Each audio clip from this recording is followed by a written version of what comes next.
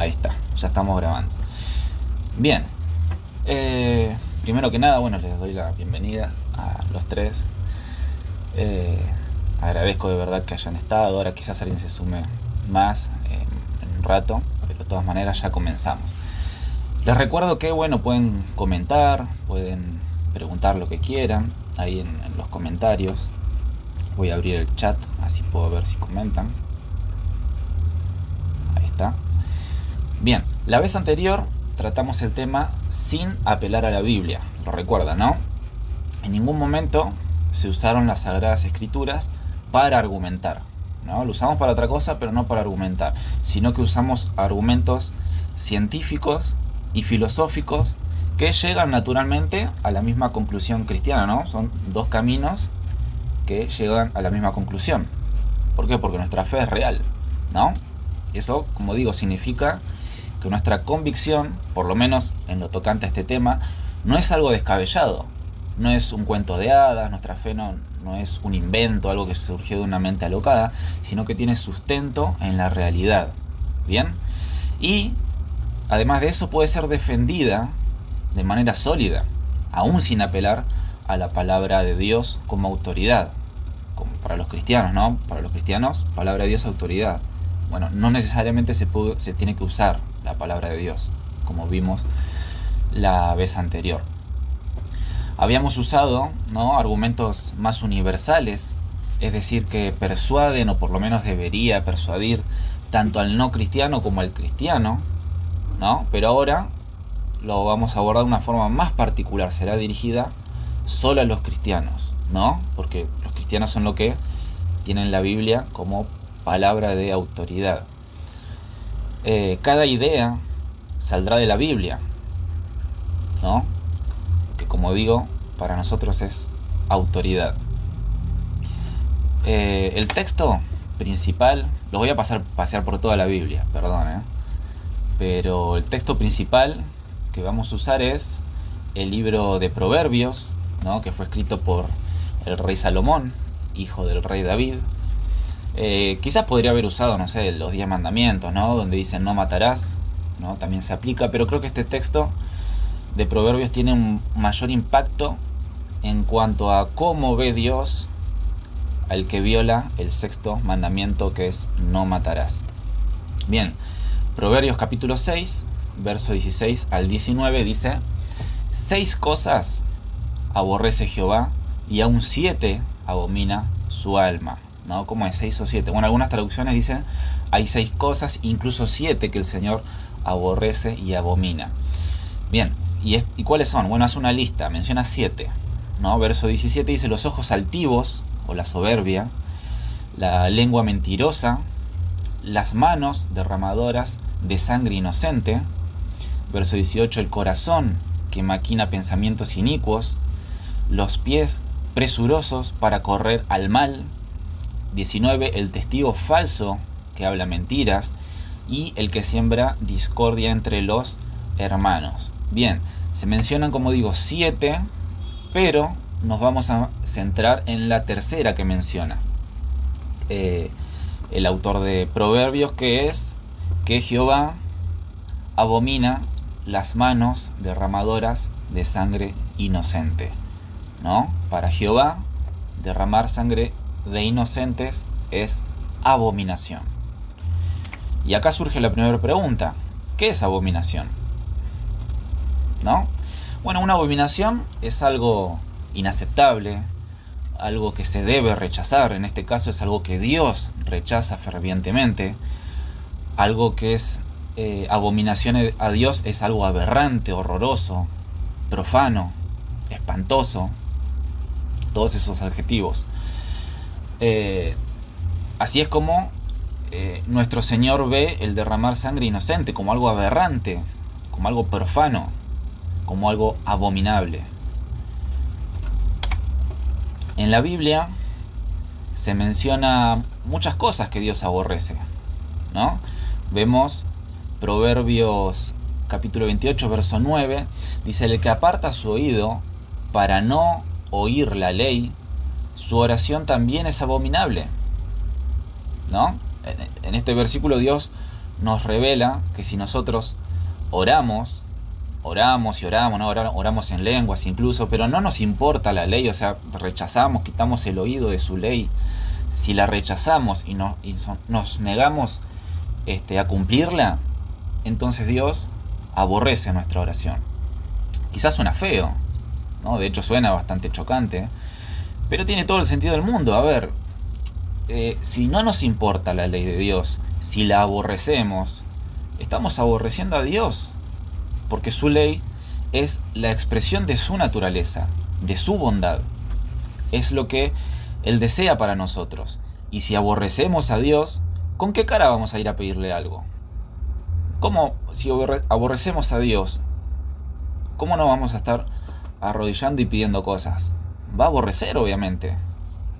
Entonces, no voy a hablar de la oración, obviamente es solamente un ejemplo. Luego tenemos en Levítico 18, verso 22, dice: no te casarás con un hombre como quien se acuesta con una mujer. Eso es una abominación, ¿no? Tampoco voy a hablar de la homosexualidad, pero simplemente son ejemplos. Es chocante, ¿no? Como digo, que Dios abomine cosas. Suena grave. Y lo que noto muchas veces es que tendemos, ¿no?, a bajarle un cambio a estos textos que nos amonestan, que nos llaman la atención. ¿No? Como que le bajamos, ¿no?, un poquito así los decibeles, ¿no? Como que suena demasiado grave.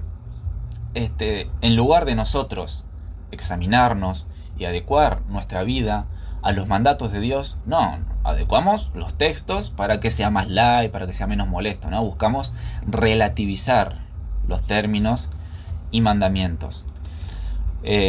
Pensemos en esto, a ver, si los mandamientos de conducta moral, no hablo de leyes ceremoniales para los judíos, de expiación de pecado, eso ya se cumplió con nuestro Señor y Salvador Jesucristo muriendo en la cruz por todos nosotros, ¿no? Hablo de la conducta moral. Si los mandamientos morales son relativos, es decir, que cambian con el pasar de tiempo, que dependiendo de la sociedad, entonces, ¿qué sería pecar? ¿Qué sería? Se entiende el concepto cristiano de pecado, ya no tendría sentido, ya no existiría el pecado a Dios. Entonces, si es así, si creemos en una moral de Dios relativa que cambia de acuerdo a la sociedad, entonces agarremos este librito, agarremos la Biblia y la podemos tirar a la basura y hagamos lo que la sociedad quiere. La sociedad evidentemente ya tiró la Biblia a la basura hace mucho tiempo. Vemos que con el pasar del tiempo se abrazan cosas que a Dios le es abominación. Es obvio e innegable, ¿no?, que la sociedad cambia su moral con el tiempo, pero la moral de Dios no. Su ley es eterna, es para siempre. No cambia ni una tilde. ¿Y nosotros qué camino vamos a seguir? ¿Seguiremos el camino que nos marca la sociedad, eso que va cambiando, que cambia hasta a veces de forma caprichosa? ¿O nos vamos a plantar y decir, me importa un cuerno lo que para la sociedad esté bien? Si Dios dice que esto es inmoral y punto. ¿Qué vamos a hacer? Es algo que tenemos que pensarlo. Bien, Levítico 19 dice: sean santos porque yo, el Señor, soy santo. Dios es santo y nos pide santidad, pero a la sociedad obviamente no le importa. No le importa si ofende a un Dios santo, pero a nosotros no nos debe no importar. Si ofendemos o no a Dios, debe ser de hecho lo que más nos debe importar, por sobre todas las cosas. Es Dios quien pone los límites, no la sociedad con sus leyes positivas. Dios dice: sean santos, porque yo, el Señor, su Dios, soy santo, ¿no? Y quizás alguno buscando relativizar, ¿no?, bajarle, como digo, ¿no?, bajarle los decibeles a esto, dirá: bueno, pero eso era para Israel, no era para la iglesia, eso está en el Antiguo Testamento. Es verdad, está en el Antiguo Testamento, pero veamos lo que dice el apóstol San Pedro en su primera carta, capítulo 1, verso 14. Como hijos obedientes, ¿no? Presten atención, hijos obedientes, no desobedientes, ¿no? Está hablando a la iglesia que obedece. Como hijos obedientes, no se amolden a los malos deseos que tenían antes, cuando vivían en la ignorancia. Más bien, sean ustedes santos en todo lo que hagan, como también es santo quien lo llamó, ¿no? ¿Se entiende? Y uno dirá, pero Pedro, ¿por qué tenemos que hacer eso? ¿No estamos en el tiempo de la gracia? Pedro contesta, verso 16, pues está escrito. Está escrito. Cita el texto que leímos recién. Sean santos porque yo soy santo. Porque está escrito. Sean santos. Obedezcan a Dios. Obedecer a Dios no es algo relativo, no es que era para los judíos y ya a nosotros nos aplica. No. Mandamiento moral de Dios es a todos. En especial para nosotros, los cristianos, que decimos amarlo. Y es para siempre, no caduca.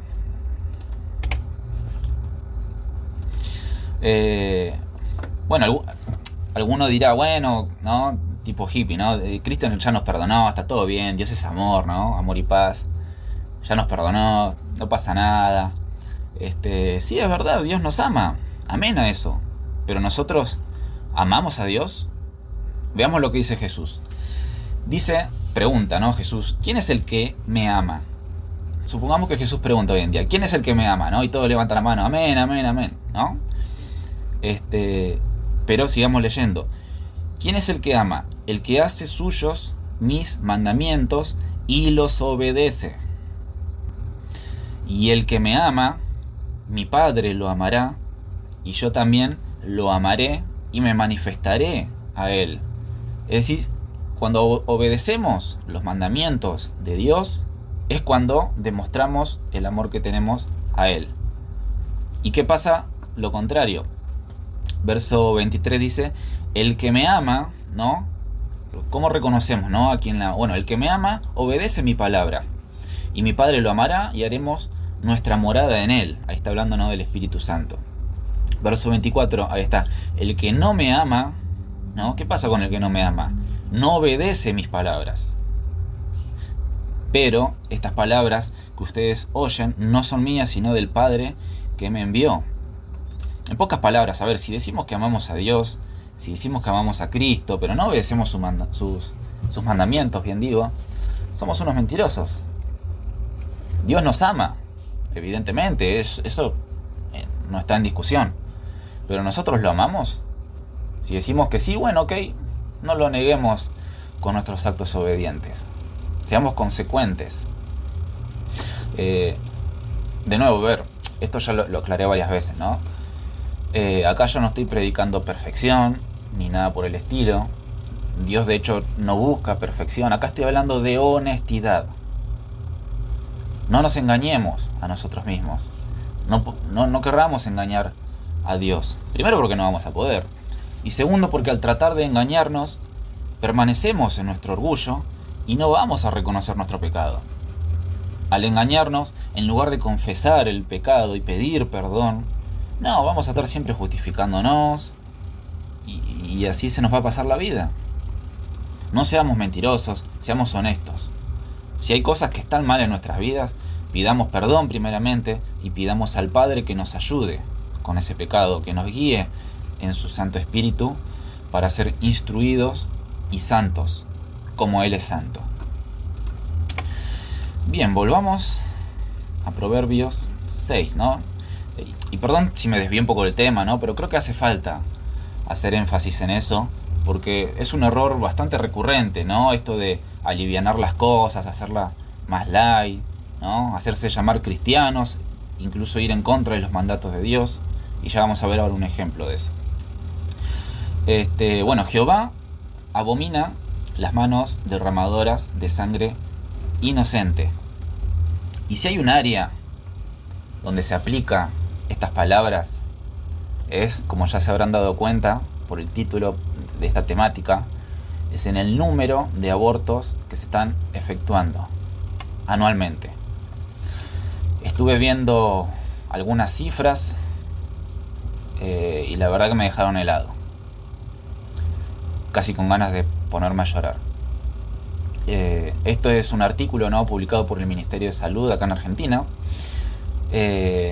Dice, según detalló la ministra de Salud, Carla Bisotti, entre enero y septiembre del 2022, las provincias informaron 59.000 interrupciones en condiciones seguras en el sistema público de salud y 73.000 en 2021. Es decir, solo entre 2021 y 2022 tenemos 125, más de 125.000 abortos.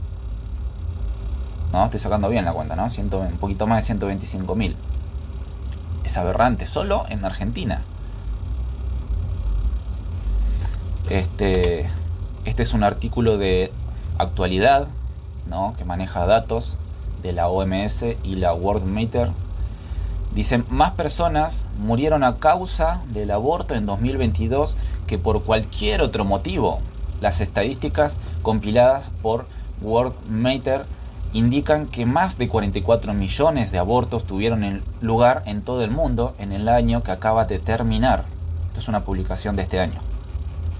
Ahora la OMS, la Organización Mundial de la Salud, estableció una cifra un poco mayor, ¿no? Es otra estadística. Calcula 73 millones. 73 millones. Repitamos, en 2022 se estima que se hicieron entre 44 y 73 millones de abortos. Criaturas donde son arrancadas, mutiladas y tiradas en una bolsa de residuos patológicos. Creo que estos son datos que no se deben dejar pasar. Creo que como cristianos no debemos permanecer apáticos, ¿no? Como que no nos importa. Creo que es algo que nos afecta como sociedad, porque como dije la vez pasada, cuando uno pone en juego la vida y la dignidad de la criatura en el vientre materno, estamos en juego nosotros mismos como especie humana. Hoy estamos en una sociedad tanto local como a nivel global que aprueba y promueve el asesinato de sus hijos. Gracias a Dios todavía hay países más conservadores, más cristianos, ¿no?, como es el caso de El Salvador, como es el caso de Paraguay, donde esto aún no ha llegado, por lo menos con tanta fuerza. Pero en general, a nivel mundial, esto ya está aceptado y se promueve como algo bueno. 44 millones de infanticidios en el año. Y el pasaje que leímos dice: Jehová abomina las manos derramadoras de sangre inocente.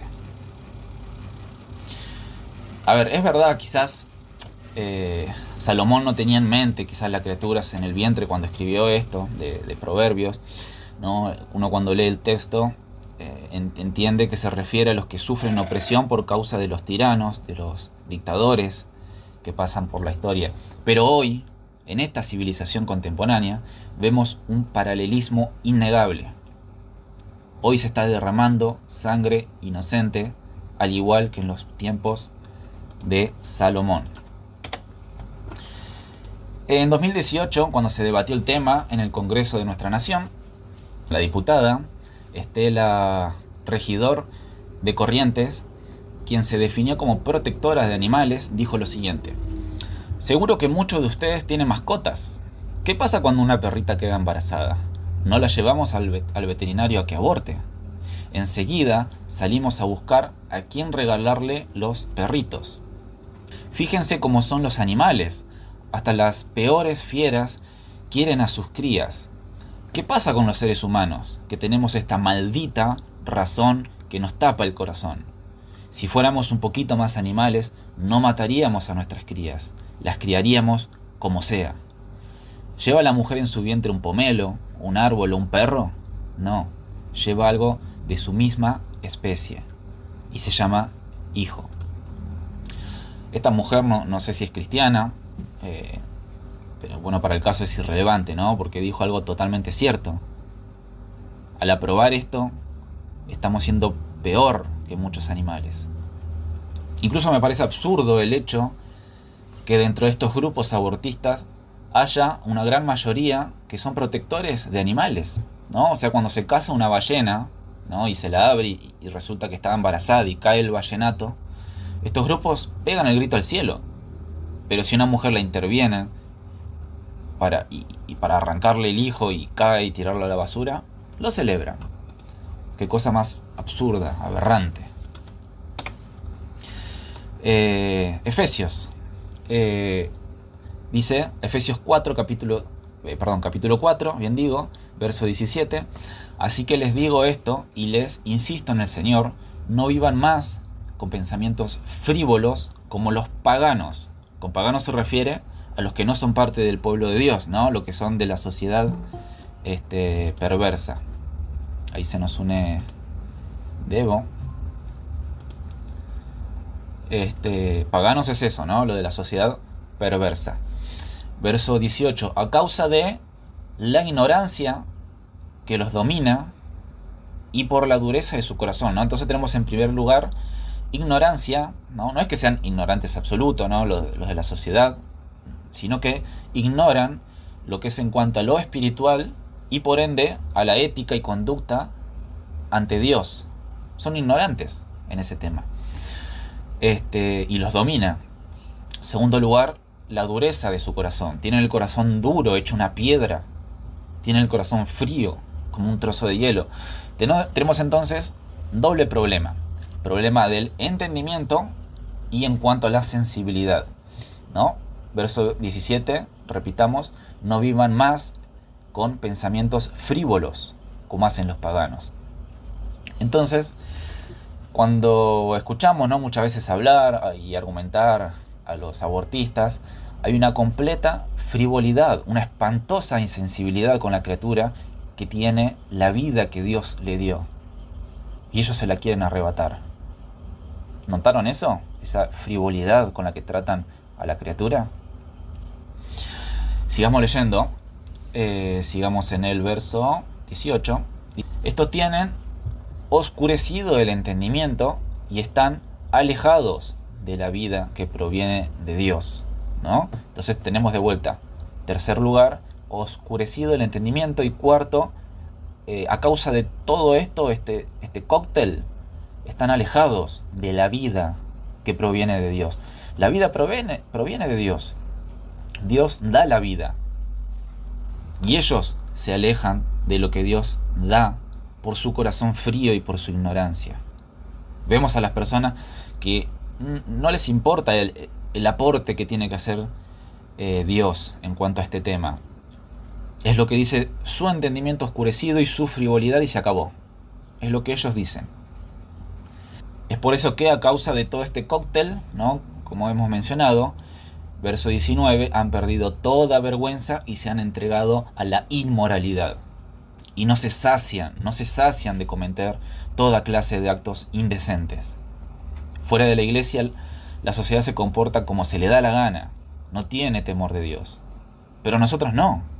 Tenemos que ser distintos. Sigamos leyendo, verso 20. No fue esta la enseñanza que ustedes recibieron acerca de Cristo. De nuevo, los abortistas buscan muchas veces inclinar la balanza apelando a casos de violación, ¿no?, que son cosas que debemos considerar como sociedad, porque habla de lo podrido que estamos, de lo depravado que es el hombre. Apelan a casos de malformación genética, chicos con discapacidades o capacidades especiales, que de nuevo no debemos ser fríos ante estas realidades. Debemos sentarnos y ver de alguna manera, ¿no?, alguna solución, pero ello no significa, bajo ningún punto de vista, que debemos tirar a la basura la vida de la criatura que está en gestación. Y esto es lo que más me lleva a la indignación, que haya cristianos, ¿no?, entre comillas, cristianos que dicen haber nacido de nuevo y que a la vez levantan, ¿no?, su bandera o su pañuelito a favor del aborto. Y eso me lleva a creer, bueno, o que no son cristianos, o que no se sentaron a ver qué es lo que el dador de la vida tiene que decir en este tema. Realmente no sé qué más opciones hay. Estar a favor de esta práctica es negar la vida dada por Dios. Es casi como negar a Dios. ¿Puede ser uno cristiano si niega a Dios? Pregunto, ¿puede uno ser cristiano negando a Dios? Creo que evidentemente no. Como dice la epístola de Santiago, la fe sin obras es muerta. Niegan la fe con sus obras. Dicen creer, pero pisotean la fe con lo que hacen y promueven. ¿Cómo es posible? ¿no? Miremos la imagen que estoy mostrando, el pañuelito, encima con la cintita de colores. Yo la verdad no entiendo. La sociedad abraza lo inmoral, pero los cristianos, se supone que somos la luz del mundo. Se supone que la iglesia debe llevar la luz al mundo. Pero muy lejos de esto, vemos personas que no solo no llevan luz, sino que la extinguen, porque son parte de la oscuridad. Realmente no entiendo cómo un cristiano puede ponerse del bando de la destrucción, del lado de la no vida. Y de nuevo, a ver, con esto no digo que debemos ser insensibles con las mujeres que sufren, con niños que no tienen a veces para comer. Lo que digo es que no podemos resolver un mal con otro mal peor, que es el derramamiento de la sangre inocente, que para Jehová es abominación. Lo correcto en todo caso sería sentarse, estudiar los temas, ¿no? Porque ocurren evidentemente estas cosas, y buscar cómo podemos resolver estos problemas dentro de nuestra sociedad. Otra pregunta: ¿por qué Dios abomina el aborto? ¿Por qué Dios rechaza esta práctica? Bueno, primeramente porque, como ya vimos, es una aberración de asesinar vidas inocentes. Eso ya es de bárbaros. Y segundo, porque la acción misma del aborto ya es monstruosa. De hecho, hubieron muchas personas, ¿no?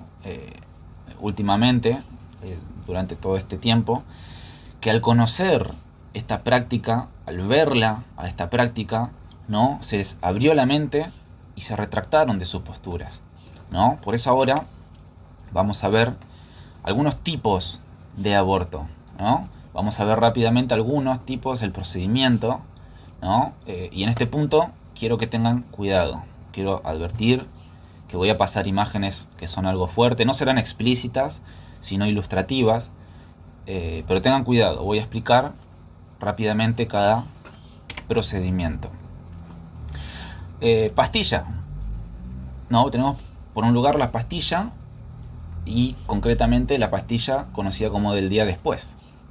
Se utiliza como forma de abortar hasta 5 días después de la relación sexual. Si no se ha producido fecundación, bueno, no pasa nada, no hay aborto, es simplemente preventivo.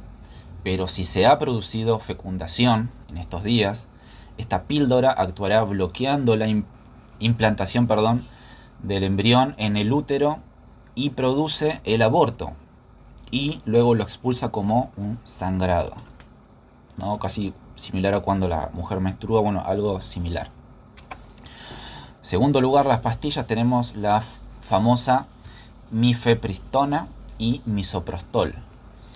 Es la más usada, ¿no? Este tipo de aborto es lo más usada porque no requiere intervención quirúrgica, se ingiere vía oral o vaginal, se puede usar hasta la semana 8, ¿no? Es decir, 2 meses de gestación. La primera pastilla lo que hace es bloquear la hormona, ¿no? Y anula el embarazo y mata al embrión. Luego de eso, unos 2 días después, se ingiere la segunda pastilla, y ahí es que comienzan los cólicos, los sangrados, para vaciar el útero. Existe otro fármaco, ¿no?, que no actúa directamente sobre el feto, sino que se encarga solo de dilatar el cuello del útero y provocar las contracciones. Y como no actúa sobre el feto, suele ocurrir que cuando es expulsado el embrión, y muchas veces nace vivo. Las consecuencias para las mamás son, bueno, pueden ser náuseas, dolor de cabeza, vómito, hemorragia excesiva, daños a los riñones, menstruación excesiva, infertilidad, cáncer, intoxicación en los intestinos. ¿No? Ahí tienen, ¿no? Aborto seguro, legal y gratuito. Bien, aborto quirúrgico, ¿no? En este caso, bueno, es particularmente succión. El aborto por succión se lleva a cabo en el primer trimestre, o sea, dentro de los 3 meses, hasta las 12 semanas. Lo que se hace es dilatar el cuello del útero, se inserta un tubo hueco que tiene un borde afilado y está conectado a una aspiradora que, mediante una fuerte succión, va aspirando y despedazando la criatura. Algunas complicaciones de esto pueden ser infecciones, laceraciones, perforaciones del útero, trauma renal, embolias, trombosis, esterilidad, ¿no? Aborto seguro, dicen. Otro tipo de aborto dentro de lo quirúrgico es envenenamiento por inyección salina. Esto ya se hace luego de las 16 semanas, alrededor, ¿no?, 4 meses, 5, cuando ya hay suficiente líquido amniótico en la placenta, se inyecta esta solución concentrada de sal que lo envenena. El feto ingiere esta solución que le produce la muerte por envenenamiento, deshidratación, hemorragia cerebral y de otros órganos y convulsiones. La solución salina también produce graves quemaduras en la piel del feto y unas horas más tarde, ¿no?, la mujer comienza su parto prematuro y da a luz a su hijo muerto. Algunas de las complicaciones pueden ser la ruptura del útero, embolismo pulmonar y peligrosos coágulos intravasculares. Bien, por último tenemos lo que es mediante pinzas. Este tipo de abortos puede realizarse incluso cuando el feto ya está muy desarrollado, ¿no? Hablamos de 6, 7, 8, 9 meses. Consiste en ir agarrando con partes del bebé con estas pinzas dentadas, afiladas, las aprieta fuerte, las arranca, va sacando de a pedazos los trozos del bebé por la cavidad vaginal. La cabeza, la parte última es la cabeza. Como es demasiado grande, muchas veces lo que se hace es aplastarla, triturarla, y una vez ya seccionada la cabeza, se la retira. Este procedimiento, bueno, tiene las mismas consecuencias que las demás, pero es mucho más peligroso. Cuando más avanzado está el embarazo, mayor es el riesgo y complicaciones de muerte para la mujer. Bien, hasta acá esta parte, y pido disculpas, ¿no?, si ofendí a alguien. Avisé que era algo fuerte, pero creo que a veces hace falta entender un poco esto y entender por qué para Dios esto es abominación. Bien, volvamos a la Biblia. A ver, quiero que vamos a ver un texto de Salmo 139, donde vemos la participación divina en la formación de un ser humano. Entonces, en la creación del ser humano no solo participan un hombre y una mujer, no solo es proceso físico-químico, como vimos la vez pasada, que sí ocurre, pero además se nos revela por la Escritura que hay un tercer agente en la creación y formación de un nuevo ser humano. Salmo 139, verso del 13 en adelante: Tú creaste mis entrañas, dice el rey David. Me formaste en el vientre de mi madre. Te alabo, porque soy una creación admirable. Tus obras son maravillas, son maravillosas. Y esto lo sé muy bien, dice el escritor del Salmo. Verso 15. Mis huesos no te fueron desconocidos cuando en lo más recóndito era yo formado, cuando en lo más profundo de la tierra era yo entretejido. La gente, a ver, escucha esto y se ríe, ¿no? Se burla de esto, pero los cristianos no nos reímos, nos tomamos muy en serio lo que dice la palabra de Dios. Y como digo, a ver, acá Dios nos muestra que Él está presente en la creación. Y no solo habla del todo, sino de cada parte, ¿no? Dice mis entrañas, mis huesos, cada célula que luego será tejido, cada tejido que luego será órgano. Entendamos que la vida es de Dios, le pertenece a Él. No es del padre, no es de la madre, no es la vida no es del violador degenerado que agarra una pobre niña y la profana con un acto aberrante. No, la vida es de Dios, es de Él. Y uno dirá, bueno, ¿dónde estaba Dios cuando se violó a la joven? Bueno, ese es otro tema que en algún momento lo abordaremos. Pero lo cierto es que Dios no la violó. Fue un degenerado que la violó, que merece todo el peso de la ley. Verso 16, dice: tus ojos vieron mi cuerpo en gestación. Mi cuerpo, dice el rey David, ¿no? Se está identificando con eso.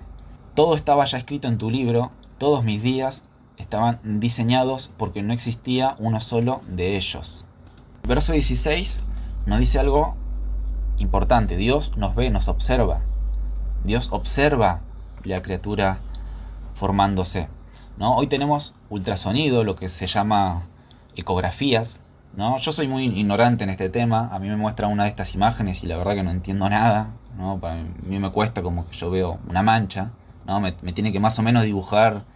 Acá está la nariz, acá está la cabeza, acá está el brazo, ¿no? Como ahí ya lo voy mapeando, ¿no? Pero bueno, entendiendo, ¿no?, la ecografía, los que saben de este tema ven, ¿no?, a la criatura. Pero en los tiempos del rey David no había este tipo de cosas. No existía la ecografía. Pero Dios tiene algo mejor. Tiene sus ojos que ven. Allí, dice Jehová, Él está observando cuando se va formando esta criatura en el interior, en el vientre de su madre. Y si nosotros muchas veces nos emocionamos, ¿no?, hasta las lágrimas al ver ecografías de bebés, Dios se imagina el amor profundo que siente con esa criatura, que se ve cuando se está desarrollando, que lo ve día y noche, que está con él. Ahora yo pregunto, ¿qué creen que sucede con los ojos de Dios cuando entra un médico a triturar a ese niño? Cuando lo queman, cuando lo aspiran, cuando lo despedazan. En los debates políticos, ¿no?, que se hicieron en este tema, no se mostraron imágenes ni videos. De hecho, una médica cristiana, Chinda Brandolino, quiso reproducir un video cuando ocurría todo este debate, ¿no?, allá en el 2018, y no la dejaron, se lo impidieron. No la dejaron mostrar. Y su objetivo no era alimentar morbo ni nada, sino que era para que se visibilice todo esto, para explicar y ver realmente con los ojos que esta es una práctica inhumana, y no la dejaron. Otro salmo, 127, verso 3, dice: los hijos son una herencia del Señor, los frutos del vientre son una recompensa. Entendamos que nuestros hijos, bueno, yo no tengo hijos, ¿no?, pero hablo en general. Los hijos no son propiamente de los padres, sino que son de Dios. Él es quien le da la vida, y nosotros no tenemos ningún derecho a arrebatárselas. Nosotros tenemos el privilegio y la responsabilidad de ser los que los crían, los que lo educan, encaminan a esos niños a ser hombres y mujeres de bien. A ver, qué distinto, ¿no?, nos hace pensar la Biblia. Como digo, yo no tengo hijos, pero algún día Dios me conceda ese regalo. Pero me gustaría que cuando vean a sus hijos, piensen, no para uno mismo, piensen, son un privilegio que Dios me ha dado. Por eso, en Proverbios 22 dice: instruye al niño en su camino, y aun cuando fuere viejo, no se apartará de él. Dios nos mandó a hacer un trabajo, a cuidarlo, y estamos fallando. Hoy madres, padres, abuelos incluso, buscan eliminar la vida, buscan quitarse ese peso de encima, cuando lo que deberían hacer es protegerlo a diestra y siniestra. Jeremías, capítulo 1, verso 4 dice: la palabra del Señor, ¿no?, palabra del Señor vino a mí.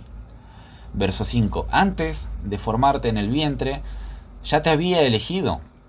Antes de que nacieras, ya te había apartado, te había nombrado profeta para las naciones. Jeremías dice que incluso antes de ser concebido, ya estaba Dios trabajando con un plan para él. No es que, mirá, un tipo llamado Jeremías, bueno, después veo qué hago con él. No. Dios ya tenía planeado algo, ya lo tenía elegido, ya lo había apartado para ser profeta a las naciones. Entendamos que antes de que siquiera nuestros padres se conozcan, Dios ya tenía todo definido con nosotros. Ya nos conoció, ya había preparado todo. ¿Y qué preparó? Bueno, miremos a nuestro alrededor, miremos nuestra vida, nuestra familia, nuestras casas, o el lugar donde vivimos. Veamos también las dificultades con sus aprendizajes. Miremos a nuestros amigos, las cosas buenas y malas, todo lo hermoso de la vida. Dios ya lo tenía preparado. Todo lo bello de la vida, todo lo hermoso que Dios da, se lo estamos privando a los hijos al quitarle la vida. Nosotros no tenemos ese derecho. Los hombres piensan, ¿no?, que tienen derecho a robarle la vida a las criaturas, a querer derribar los planes divinos. Quizás alguno que me escucha tenga, ¿no?, ya sea acá o en un momento en el video, tenga planeado acabar prematuramente con la vida de alguno de sus hijos, o conocen a alguien, quizás, ya sea porque le molesta, porque le trae problemas financieros, porque le quita juventud, ¿no? Hoy en día cualquier excusa parece válida. Pero Dios quiere esa vida. Entendamos esto, Dios quiere esa vida. Quiere a tu hijo. Dios ama a esa criatura. Por eso lo planificó. Por eso lo está formando. El catecismo de la Iglesia Católica. No, esto es muy bueno. El catecismo de la Iglesia Católica. No, sé que acá no hay nadie católico, yo tampoco soy católico, pero lo que quiero que vean es que incluso los católicos ya lo tienen resuelto este problema, ¿no? Esto ya lo tienen definido, ya es dogma, ¿no? Aquel que se crea católico y esté a favor del aborto, no es católico. El católico tiene que obedecer al catecismo. Por ahí conocemos, ¿no?, a alguien que es católico y está a favor de esta aberración. Podemos mostrar el catecismo y que vea que justamente está a favor de algo totalmente anticatólico. Del punto 2270 al 2275, no lo vamos a leer todo porque si no nos llegamos, pero dice: la vida humana debe ser respetada y protegida de manera absoluta desde el momento de la concepción. Desde el primer momento de su existencia, el ser humano debe ver reconocidos sus derechos de persona, entre los cuales está el derecho inviolable de todo ser inocente a la vida. Derecho inviolable, dice, de todo ser inocente a la vida. El 2271 dice: desde el siglo I, la Iglesia ha afirmado la malicia moral de todo aborto provocado. Esta parte, por falta de tiempo, la habíamos salteado. Pero bueno, sigamos. 2271 dice: desde el siglo I la Iglesia ha afirmado la malicia moral de todo aborto provocado. Esta enseñanza no ha cambiado, permanece invariable. El aborto directo, es decir, querido como un fin o como un medio, es gravemente contrario a la ley moral.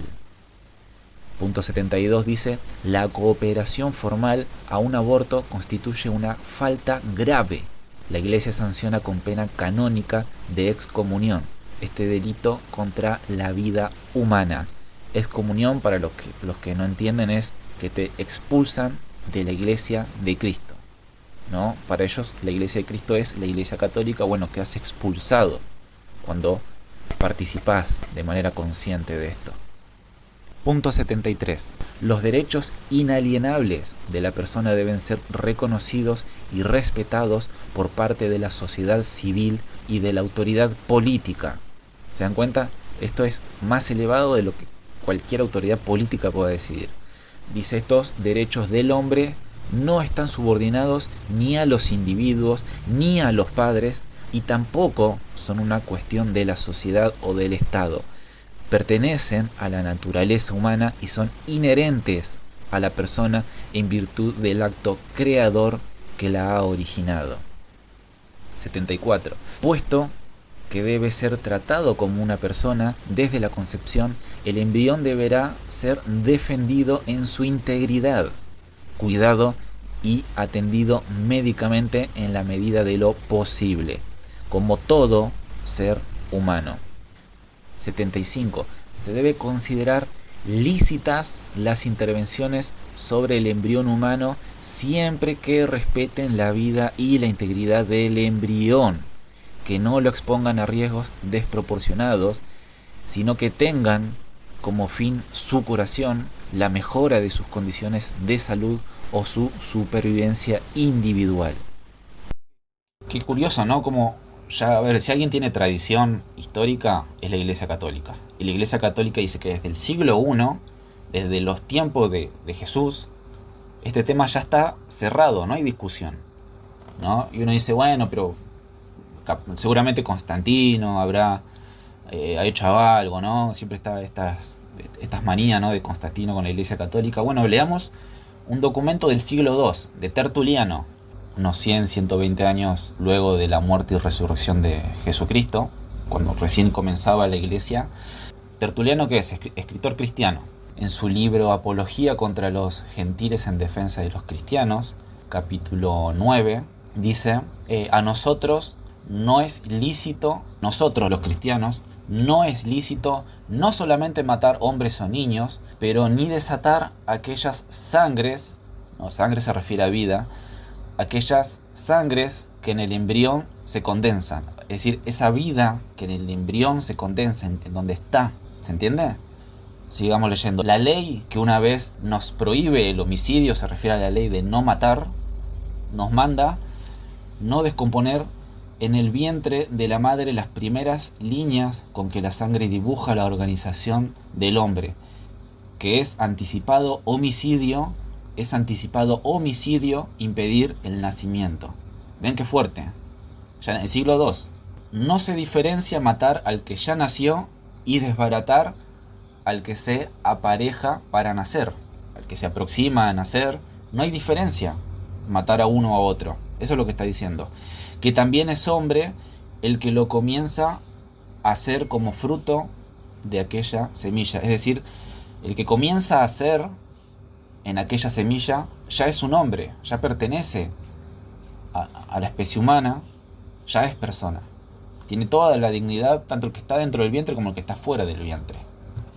Eso es lo que está diciendo Tertuliano, siglo II, 100 o 120 años luego de la resurrección de Cristo y comienzo de la Iglesia. Bien, tenemos la epístola a Diogneto. Este es un documento también cristiano, no muy conocido, que es de a fines del siglo II, también siglo II. En el capítulo 5 dice lo siguiente: residen, habla de los cristianos, residen en sus propios países, pero solo como transeúntes. Comparten lo que les corresponde en todas las cosas como ciudadanos y soportan todas las opresiones como los forasteros. Todo país extranjero le es patria y toda patria le es extraña. Ahí está hablando un poco de las dificultades que tenían los cristianos en ese momento. Dice, se casan como todos los demás hombres y engendran hijos, pero no se desembarazan de su descendencia. ¿A qué se refiere esto? Al aborto. Vamos con la Didaché. Te dirán, ¿qué es la Didaché? Bueno, es un texto primitivo del siglo I, se cree que del año 70, es decir, 40 años aproximadamente luego de la resurrección de Cristo, de que comenzó la Iglesia. Este documento recopila varios puntos acerca de la doctrina de los apóstoles, es decir, que probablemente es el primer catecismo que se creó. Y veamos qué se creía en la Iglesia primitiva. En capítulo 1 se titula Los dos caminos. En el verso 1 dice, hay dos caminos, el de la vida y de la muerte. Grande es la diferencia que hay entre estos dos caminos, ¿no? Ahí empieza a enumerar, ¿no?, a detallar el camino de la vida. En el capítulo 2, verso 2, ahí está marcado, dice, no mates, no adulteres, no corrompas a los menores, no forniques, no robes, no practiques la magia o la hechicería. Y dice esto, escuchen, no mates al hijo por aborto, ni quites la vida del recién nacido. Esto es siglo I. ¿Qué dijo el catecismo de la Iglesia? Desde el siglo I esto ya está definido. Sigue en el capítulo 5, del otro lado. El camino, ahora empieza el camino de la muerte, es este. Verso 1. Ante todo, es malo y lleno de maldición los homicidios, los adulterios, concupiscencias, ¿no? Y empieza a enlistar. Luego más abajo, si me siguen, dice, donde está marcado, el camino de la muerte también es asesinar, ser asesinos de sus hijos, corruptores de la obra de Dios por el aborto. Ellos rechazan a los indigentes y los oprimen más en su aflicción. Son patrocinadores de los ricos, jueces injustos de los pobres, errando en todas las cosas. Hijos, les pide a los creyentes, hijos, aléjense de tales personas. Esto es siglo I. Tenemos la epístola de Bernabé, también del siglo I. Se lo fechan en los 70 más o menos, junto con la destrucción del templo. En el capítulo 19, verso 5, dice lo siguiente: no vacilarás sobre si será o no será. No tomes en vano el nombre de Dios. Amarás a tu prójimo más que a tu propia vida. Escuchen esto: no matarás a tu hijo en el seno de la madre. Ni una vez nacido le quitarás la vida. No levantes tu mano, no levantes tu mano contra tu hijo o tu hija, sino que desde su juventud les enseñarás el temor del Señor.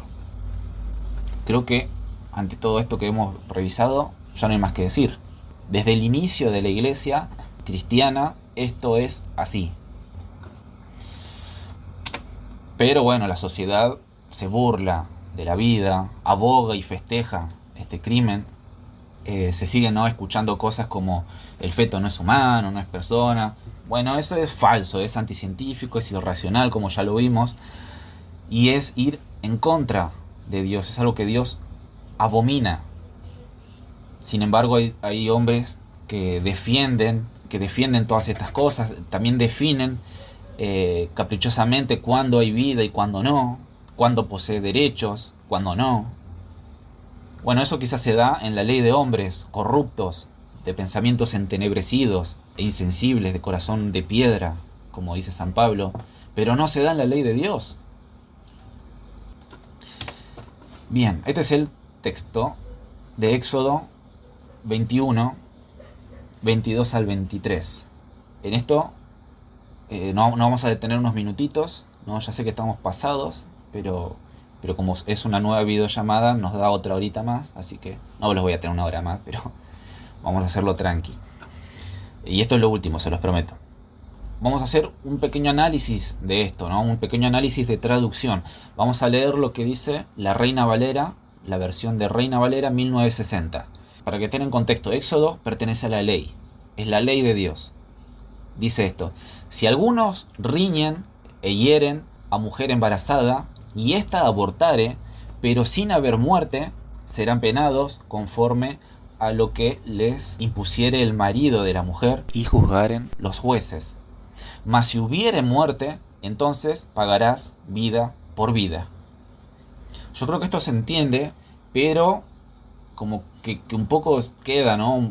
Hay como algo en el aire, ¿no? ¿A qué se está refiriendo? ¿Al bebé si muere? ¿A la madre?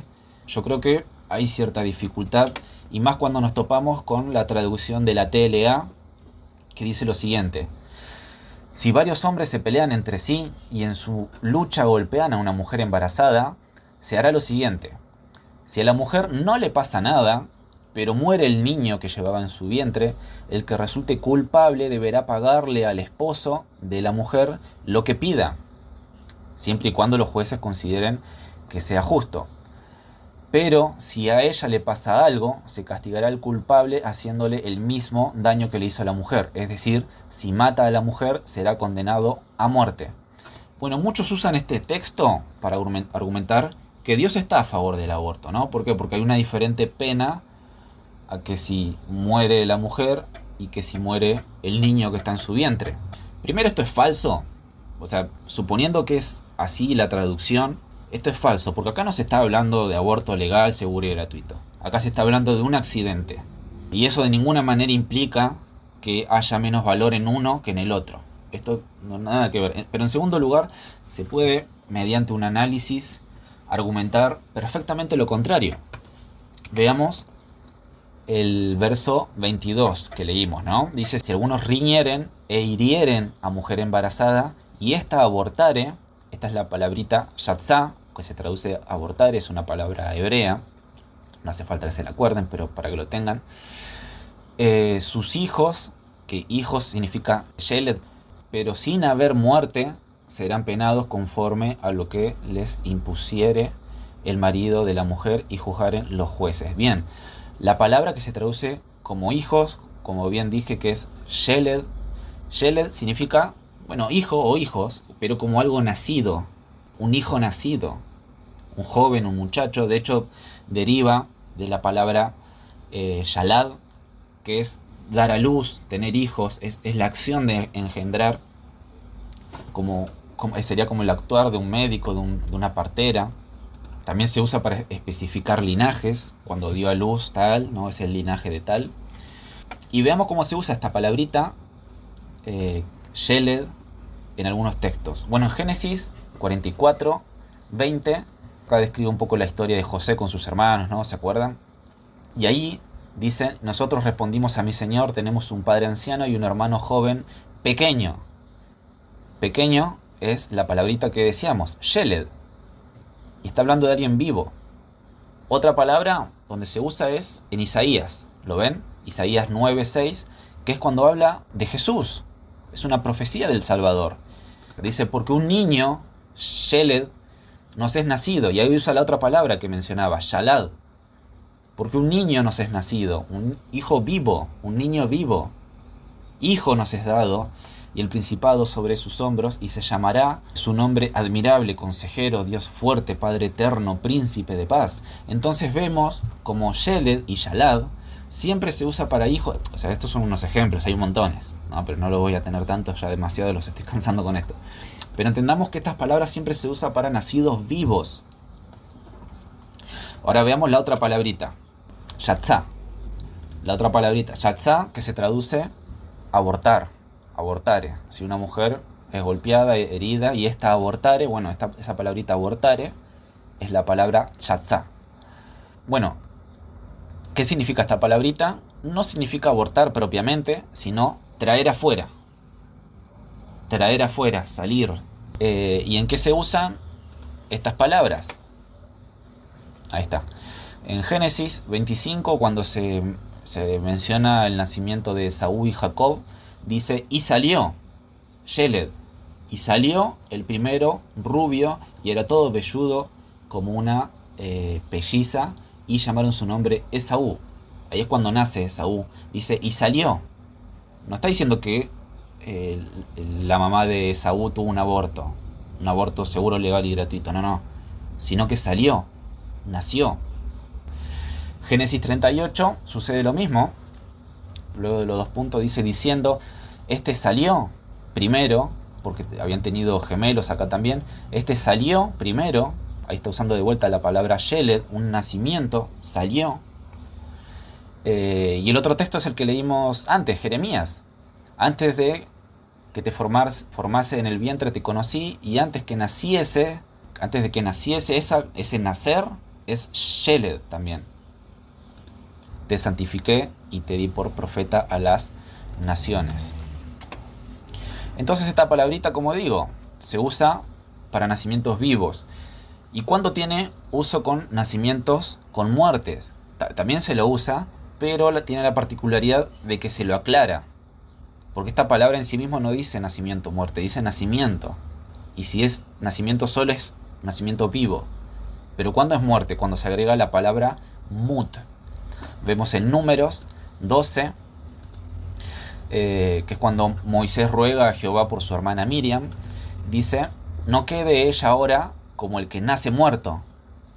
Ahí está la palabra muerto, mut. Que al salir, ahí usa la palabra Sheled, del vientre de su madre, tiene ya medio consumida su carne, es decir, ya está putrefacto. Ahí sí está hablando de un nacimiento muerto. Pero porque justamente lo aclara. Y en Job también, cuando deseó haber nacido muerto, ¿no? En un momento a Job le pasaron cosas muy malas y él deseó haber nacido muerto. Y ahí pregunta, ¿por qué no morí? Ahí está la palabra mut. Yo en la matriz, o expiré al salir, Shaled, del vientre. ¿Se entiende? Entonces notemos que cuando hay uso de muerte siempre se aclara. Además, lo otro a tener en cuenta es que hay otra palabra exclusiva para abortar, que es Shakol, ¿no? Y ahí tenemos los ejemplos. Tenemos Génesis 31, tenemos Éxodo 23, Oseas 9, Segunda de Reyes 2. Y ahí se traduce más bien como estéril. Pero hay otra palabra. Entonces por eso yo creo que este texto no se tradujo de la mejor manera en la versión que leímos. Yo me adhiero más bien, o sea, no es una decisión arbitraria, sino por todo esto que les acabé de mencionar y otras cosas más que no los quiero aburrir demasiado. Yo creo que la Biblia textual, tercera edición, hace la traducción más acertada, que dice lo siguiente. Escuchen: si unos hombres riñen y hieren a una mujer encinta y sus hijos salen sin haber más daño que salir prematuramente, ciertamente serán multados según lo que el marido de la mujer imponga sobre ellos y les sea impuesto por los jueces. Claro, a ver, no es que al nacer prematuramente el papá va a decir, bueno, quiero una isla en el Caribe. No, es de acuerdo también lo que pide el padre y lo que dictaminen los jueces. Verso 23. Pero si se produce una desgracia, entonces se va a aplicar la ley del talión, que es pagar con los mismos daños que estás haciendo. Y ahí explica: darás vida por vida. Verso 24. Mientras leemos, quiero pedirles que recuerden los tipos de aborto que estuvimos explicando hace un momento. Verso 24. Ojo por ojo, diente por diente, mano por mano, pie por pie, quemadura por quemadura, herida por herida, contusión por contusión. En otras palabras, la vida es importante para Dios. No es más importante la vida del que está fuera del útero, del que está dentro del útero, como ya lo vimos con Tertuliano, Bernabé, con el catecismo de la Iglesia Católica. La sociedad sigue insistiendo, ¿no?, que no son personas, que es una masa, que es un tumor. Bueno, eso será para la vanidad de sus mentes podridas y su corazón frío. Cada ojo arrancado con una pinza, cada diente, cada mano, cada pie arrancado salvajemente, cada quemadura hecha con ese ácido, cada herida será pagada. Bien, ya cerrando, para sintetizar y finalizar, primero tenemos tres cosas, ¿no?, a destacar. Primero es la participación de Dios en la formación del embrión, según el Salmo 139. Segundo, tenemos la soberanía de Dios en el propósito y plan con cada ser humano, antes de ser incluso concebidos, según Jeremías 1. Y tercero, la justicia, que leímos recién, la justicia divina aplicada a quien ejerce violencia contra ese embrión en gestación. Pensemos seriamente en esto, por favor. Este año hay elecciones y está de más decirles que voten con cordura, con convicción, pero creo que hace falta remarcar eso. Entendamos que cuando votamos a alguien, estamos votando sus ideas. Estamos votando sus ideas. Ideas que también vamos a dar cuenta. La sociedad se ríe, se mofa de todo esto, pero cuando te pares delante de Dios, del juez supremo, el único juez que no vas a poder engañar ni sobornar, ¿qué vas a hacer? ¿Qué vas a hacer? Si no te arrepentís de tus pecados y se suplica misericordia, vas a tener que pagar cada parte arrancada, cada ojo, cada diente, cada quemadura, cada vida arrebatada con el fuego eterno. Eso es el cristianismo. La única salida es Cristo y hacer su voluntad. Si no, no lo amamos. Y si eso provoca miedo, bueno, temblemos de miedo, porque Dios abomina las manos derramadoras de sangre inocente. Bueno, hasta acá. Bueno, están ustedes tres, así que les pregunto qué le pareció, si alguno quiere abrir el micrófono. Muy buena, para reflexionar, hijo, para reflexionar. Ok, bueno, gracias. Bueno, alguna pregunta, algún comentario, algo que quieran compartir, quizás, si pueden. Ay. Negrita. Es muy fuerte, primeramente, pero bueno, está bueno también ser mucho más directo y punzante por ahí en eso, para que entiendan de que no es un problema menor y que no es cualquier cosa, sino que estamos hablando de una vida. Como es, y muchas veces yo apoyé también, eso, obvio. vos lo sabés. Pero tuve mis razones y hoy en día también entiendo de que no son buenas tampoco. Pero bueno, ojalá que todos lo entiendan porque no se puede jugar así con la vida de nadie. No podemos decidir sobre la vida de nadie. Más allá de que sea nuestro cuerpo, pero bueno, hay muchos cuidados y todo. Y hay otras cosas que se pueden hacer para que también llevar a cabo un embarazo y que se pueda dar en adopción. Hay muchas personas que también buscan adoptar niños y niñas.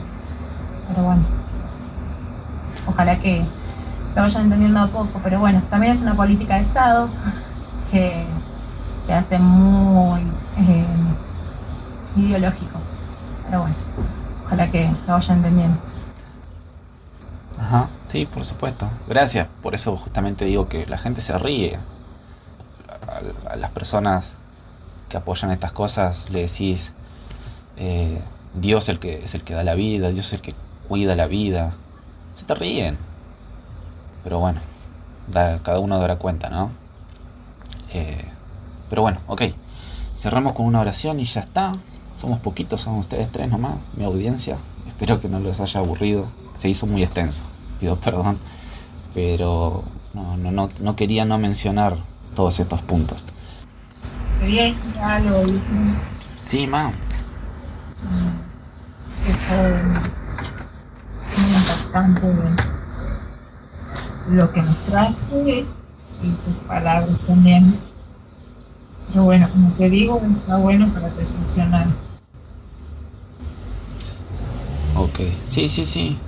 Sí, avisé que era un poco fuerte y pido perdón si se me fue la mano, pero creo que a veces es necesario, ¿no? Ok, bueno. Cerramos con una oración, ¿sí? Padre nuestro, que estás en los cielos, santificado sea tu nombre. Venga a nosotros tu reino. Que se haga tu voluntad, Padre, en el cielo y en la tierra. El pan nuestro, por favor, dánoslo hoy. Perdona nuestras ofensas, así como nosotros perdonamos a quienes nos ofenden. No nos dejes caer en la tentación, Padre, y líbranos del mal, porque tuyo es el reino, la gloria y el poder, por siempre, por los siglos de los siglos. Padre, te quiero pedir, Padre, por esta sociedad, por los millones, los más de 40, 50, 70 millones de niños que sufren y que mueren, que pierden la vida a causa de estas prácticas aceptadas y promovidas. Padre, te pido que tengas misericordia de estas criaturas y las recibas con los brazos abiertos. Padre, te pido por esta sociedad que cambie, que abra sus ojos, que se arrepienta de sus pecados, que se dé cuenta de la ofensa que están haciendo. Padre, por favor, perdónanos. En el nombre precioso de tu Hijo Jesucristo. Amén.